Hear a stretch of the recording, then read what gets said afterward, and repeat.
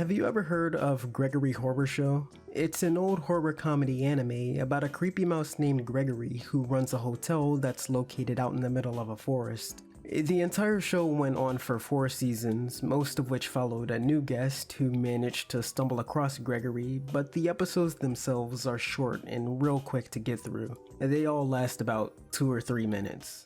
You might not think of Gregory Horror Show as an anime at first glance because the show is CGI animated with these cubic characters and we're used to, this. But this show is animated and it's from Japan, so it counts as an anime. To be more specific, it comes from the mind of Japanese illustrator and film director Naomi Iwata. Besides Gregory Horror Show, you might know him for creating Pekala, a series of books for preschoolers which spawned a cartoon itself. Gregory Horror Show is one of the most interesting anime I've ever seen. Not particularly for its plot or anything, although it's not bad. It's mostly for the fact that this show is almost entirely in first person. We see the world through the lens of the hotel's newest guest and experience everything they go through firsthand. That's mostly meeting other residents of the hotel each episode and seeing what gimmick they have up their sleeve.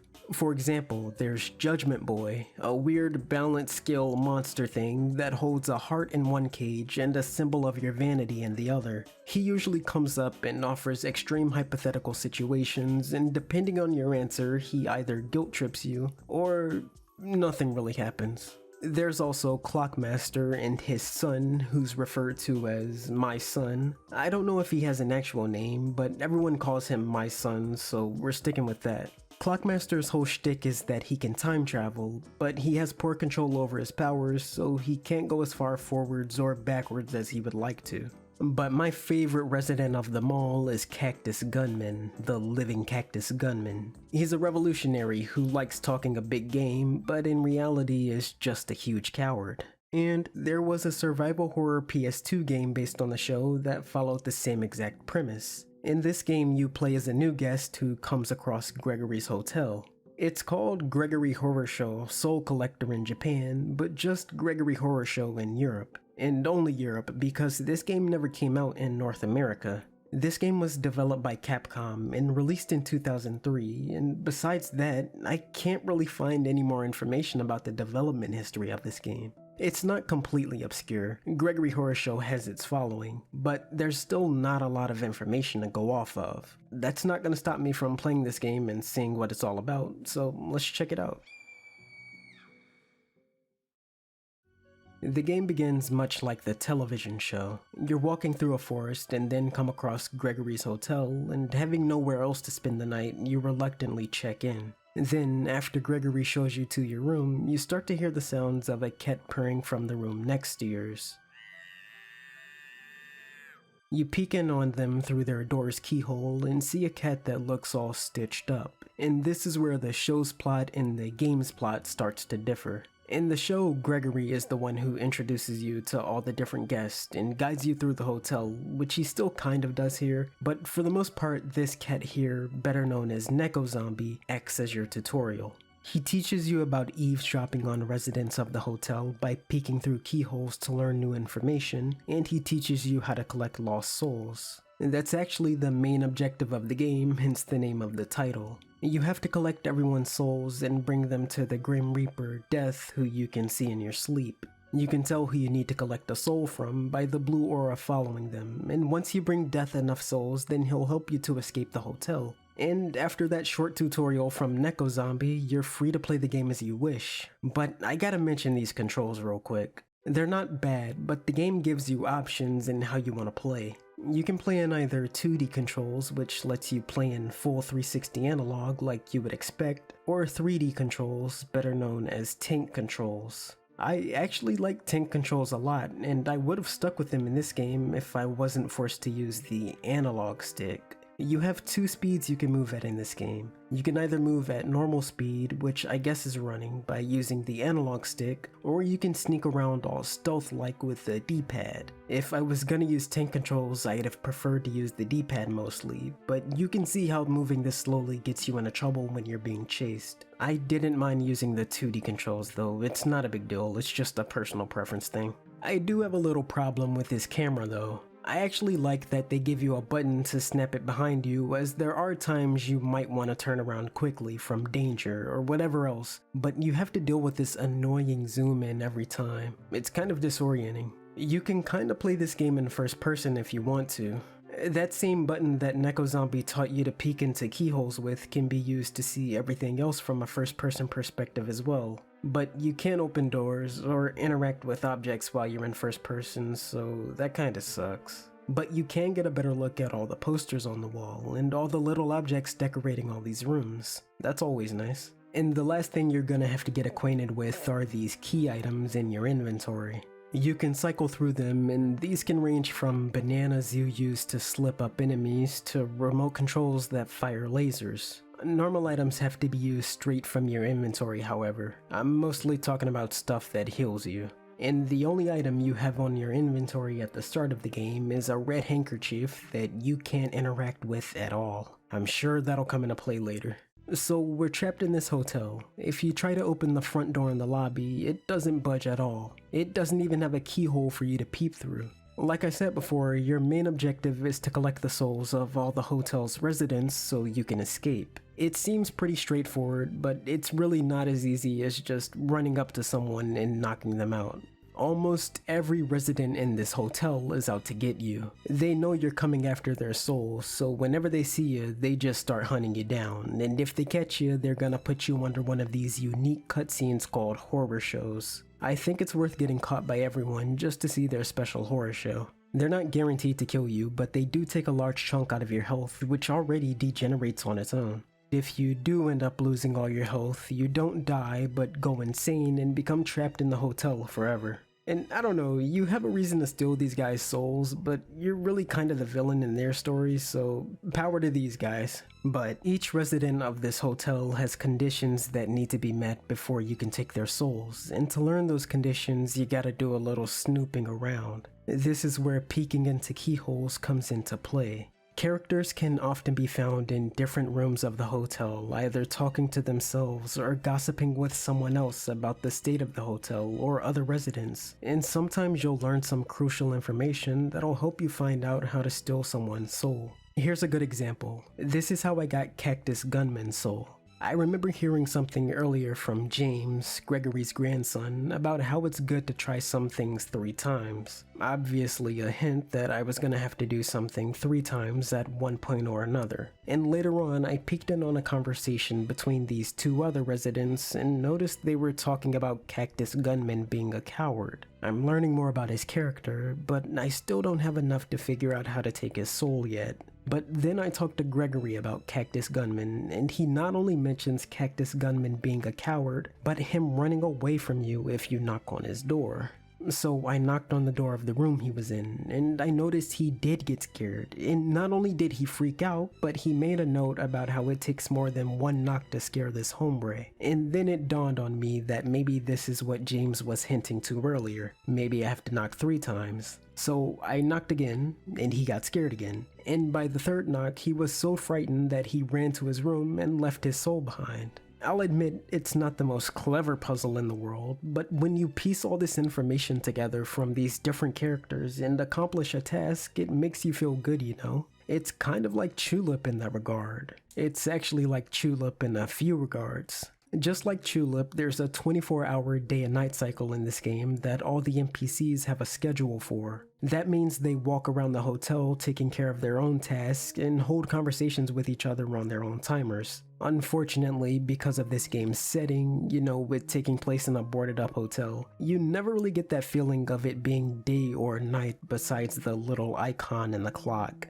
It just always feels like night. Although, you will have to pay attention to the time and whether or not it's day or night to collect certain souls like this Angel Dog's. She leaves her soul unattended in the lounge room when watching television every day for a few hours starting from 6 p.m. That also happens to be the same time Gregory cleans the lounge every day. But if you manage to intercept Gregory's route and distract him with an adult magazine before 6, Angel Dog will be able to watch her telly undistracted and you'll be able to snatch her soul. Not every character's soul is trapped behind these time limits, but some of them are. It's up to you to study everyone's behavior to know when they're the most vulnerable, or least hostile. Not everyone's out to get you either. Remember I said you could speak to James, Gregory's grandson, earlier, and he'll usually give you a hint on what to do next. And there are other non-hostile residents that you can speak to as well. Gregory himself being the most useful, as he could tell you a little bit about everyone in the hotel. Whenever you're really stuck, these two are your go-to guys. A majority of the game's challenge for me never came from being stuck on how to obtain someone's soul though. It was actually due to these illnesses and conditions you could contract. There's tiredness, nervousness, darkness, and so on. Tiredness only meant you were awake for too long and was the game's way of telling you to go to sleep before you got headaches, and if you did get headaches, then you were in real trouble. Not only does your health degenerate faster, but if you let headaches go on for too long, then you would fall into nervousness, which lowers the potency of all healing items. And if you're nervous for too long, you fall into confusion where all of the game's controls are mirrored. This can really bite you in the ass if you're not used to it. There's also melancholy, which can happen when a resident puts you in a horror show after you've already collected their soul. This one was the worst one by far. You move at a snail's pace, which means residents can easily catch up to you. It really requires you not to cross paths with anyone, because if they catch you, you are fucked. And finally, there's darkness, another really easy one to deal with. It just dims the game a bit. The only one of these illnesses you can cure on your own is tiredness by sleeping in your bedroom, but the other ones require you to use the correct medicine, like eye drops for darkness and sedatives for confusion. You can get medicine by finding them in these gift boxes littered all throughout the hotel, or by finding them in these hidden objects by knocking on them, or by buying them from a store inside the hotel that's run by Gregory. And there's no currency in this game though. You get everything in the store through trading. So say you wanted a 4-star item from the store, like a yellow herb tea, which heals you for a lot, then you would need to trade objects from your inventory that Gregory deems equal to or greater than 4 stars. This shop is one of the very few refuges you have from all the monsters, by the way. They never enter this room, the save room, or your own bedroom. If you ever have a resident on your tail, just duck into one of these havens, look through the keyhole to make sure they've walked past the room, wait a little bit to make sure they're really gone, and now you can get back to collecting those souls. It's really easy to get away from enemies in this game. Hell, it's really easy to not be spotted at all if you know what you're doing. I do wish the game leaned a little bit more into being a horror. I know this game is cartoonish and prioritizes comedy, but it's still a horror game. There's never really any suspense or tension, you know? As a matter of fact, having this map that tags everyone's current location makes it feel like the developers went out of their way to make this game not scary at all. It's handy in the beginning of the game because it marks all the points of interest and helps you get acquainted with the place, but because it also marks the location of every resident in the hotel, I know exactly which rooms and halls to avoid. And if someone is in a room that I need to be in, I can just take care of other objectives or go searching for more hidden items until they leave. I'd have really preferred it if you knew which halls you shouldn't go down by peeking around corners, which the game hints at, and which rooms you shouldn't enter by looking through the keyholes and seeing if anyone was inside, rather than having the option to just bring up the map and go, oh, someone's in there? Cool, I'll come back later. It's not like the game forces you to use the map. I could self-impose my own challenge by refusing to bring up the map at all if I really did want to make the game any scarier or any more challenging. But why would I not use something this broken to my advantage? And also, snooping in this game never felt as scary or tense as I would have liked it to. You're completely vulnerable when you're looking through these keyholes, right? You can't see who might be around you when you're peeking through them, and if you make too much noise, the person inside or outside the room might be alerted and come out to catch you. But while you might not be able to see who's around you while you're peeking into people's rooms, you can hear their footsteps, which gives you more than enough time to run away before they even aggro you. And that noise that might alert anyone to your presence only happens when you're moving the camera around too much. Unless you're required to be caught by a resident to collect their soul, you either have to go out of your own way or be ignorant of your surroundings to be chased by anyone in this game. And I'm willing to acknowledge and agree. If you're good enough at the game to stay vigilant and dodge all the residents, you don't deserve to be scared by them at all. But if I'm playing a horror game, even one as cartoonish as this, I still want to be a little spooked, you know? I'm not saying throw some cheap thrills in there like jump scares or force the player into dangerous interactions with the other residents, but I would have really appreciated if maybe like when you had darkness, you also saw faint visions of the other residents. They wouldn't scare you, but they would make you question if you really just saw someone next to you. Things like that are what I'm talking about. Mess with the player a little bit more, leave them unsettled. The last thing I want to mention before talking about the game's story some more are the collectibles. There are really only two of note, and first are the books. Just like every other item in the game, you can find these scattered all throughout the hotel. I didn't know what the fuck to do with these at first, because they take up space in your inventory, and the game says you can use them, but doesn't let you. What you have to do is take them back to your bedroom and read them in there. They can heal you and pass the time faster, but if you read too many of them at once, you can become tired. I was pretty casual about collecting them. If I had enough inventory space to spare and came across a book, I'd take it back to my room and stock it there for safekeeping. You can also collect these 3D models of all the residents in the game. I wasn't really sure how I was obtaining these because they just showed up in my room randomly, but according to this 2004 GameFAQ strategy guide by Evil7, these are obtained when you've logged a character's schedule enough. That just means snooping on everyone and listening to their conversations until you fill out these pages in a memo that keep track of what they were up to at that hour. I only managed to collect 4, but it is really cool looking at them all.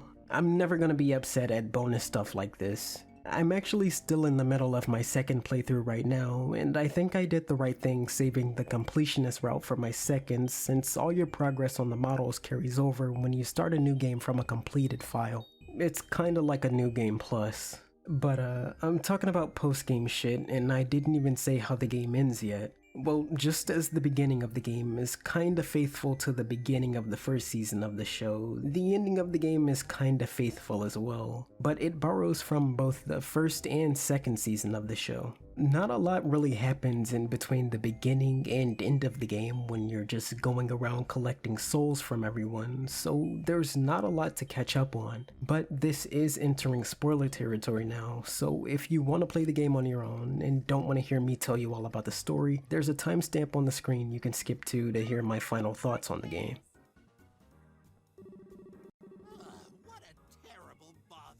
So, as you're collecting souls throughout the game and bringing them to death, you'll see these conversations between Gregory and his mama. She yells at him about the guest stealing all of her souls that she uses to stay pretty and youthful. But we don't care about that, we just want to go home. And when we finish bringing Death all the souls, he says he'll show us the way out of the hotel, which is the front door in the lobby. Thanks, Death.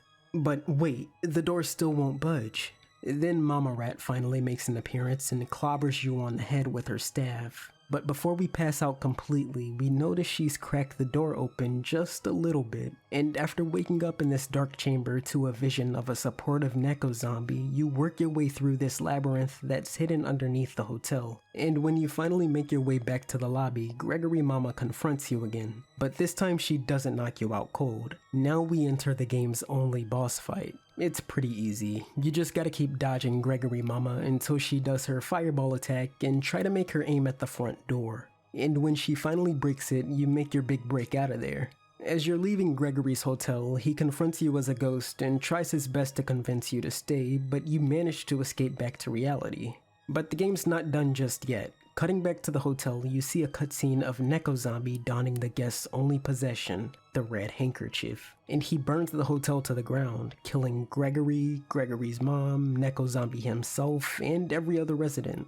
If you want the good ending, just stop there and pretend that's the end of the game, because there's a twist as the credits roll. It turns out the hotel was actually your mind's own creation and served as an escape for the player from having to suffer reality. Then the game actually ends with one final cutscene of the hotel being reconstructed and Gregory welcoming you back inside. And that's Gregory Horror Show. I don't want to do some deep dive into the greater meaning of this hotel, but this story here has more going for it than I thought it would initially. You get hints of this being an internal story at various points throughout the game. like these whispers you can hear if you just sit around in your room for a while. You've got to do a little better than this. Listening to me. Why don't you try thinking for yourself? You're nothing but talk. Maybe all this bickering the guest is hearing is part of the reason why they created this hotel in the first place. Apparently, the residents are personifications of the guest's own flaws or fears as well, like Judgment Boy supposedly represents fear of consequence, and perhaps Mummy Dog and Mummy Papa, who can't figure out why they have splitting headaches, could be representative of ignorance. Maybe Cactus Gunman is self-hatred, and that's why he really seems to have it out for you more than anyone else, but is also really afraid of confronting you. And there's something to be said about Neko Zombie being the only resident who's helpful to you, but also the only resident who's locked up as well. Maybe that's all a stretch, but I do think there's something there. It's the kind of ending that's open to a lot of interpretations, so if you have any thoughts of your own, let me know. I think Gregory Horror Show is a decent baby's first survival horror, and that can be a good or a bad thing depending on what kind of experience you want. I doubt it's ever really gonna challenge you, and I think if you're playing a game where you have to manage enemies and items and both your physical and mental health, you should feel a little more stressed than I ever did, which was not that much at all. Frustrated, I missed a window to collect a soul if anything. And I doubt the game is ever going to get a genuine fright out of you either. But looking back on it now, I think I was a little too hard on this game not being scary. I mean, this game is rated for preteens, so I'll cut it some slack. And I'm not gonna pretend I didn't have a fun time playing it. It's cute, it's weird, it's fun. There are some puzzles you'll have to solve, and I had a good laugh at times. I think if you're a fan of the show and you want more of this world, then you should play it. If you're a fan of the visuals and think it's worth looking at, then you should play it too. It is a pretty game and has a diverse amount of settings. Just looking at everything in the hotel in first person was one of my favorite things to do. And to everyone who might want to try a horror game without going into the deep end first, I think it's worth a shot. But to anyone who already has experience with these horror games, where you have to be on top of your inventory and your time and everything else, I don't think you're going to be wowed if you give this game a try. But I don't think you're going to be disappointed either. Ignoring the game itself, you'd really think a franchise like Gregory Horror Show would be more popular, with the most prevalent horror games today having colorful casts of characters, literally, but also deep stories that leave a lot to the player's own analysis. Maybe it's because the game is largely inaccessible to the fan base that would go wild over stuff like this. However, there is a plan to bring Gregory Horror Show back to relevance, by none other than Naomi Iwata himself. In May of this year, he started a crowdfunding project to create an RPG game starring the many characters of Gregory Horror Show. From the art and videos of the game we've seen, you can see the series has transitioned to 2D now, and a few characters have been redesigned. There are some new faces too. Honestly, the new look doesn't really appeal to me as much as the 3D did, and unfortunately it seems like the game will only be available in Japanese for now, but hey, anything can happen in the future. Maybe a Gregory Horror Show PC port? Maybe. It's really interesting to read the creator's actual thoughts on this franchise. He talks about how the show ended because it was deemed too pricey and too risky, but how he's still very passionate for the series. And you know what? He should be proud. As far as its premise goes, I consider Gregory Horror Show ahead of its time. And the fact that 600 supporters already hope this project hit quadruple its goal in just a little over a month shows you that there's still a dedicated following. I might not have been the biggest fan of this game, but I will be looking forward to whatever comes from this series next. Hey everyone, it's Cosmo. I hope you enjoyed this video because my next one won't be out for a while because it's going to be a pretty huge undertaking, but I am going to take this opportunity to promote my Twitch again as I'll be streaming the game as I record it over there. It's going to be Yakuza Kiwami by the way. But as always, thank you all for watching and I'll see you all next time.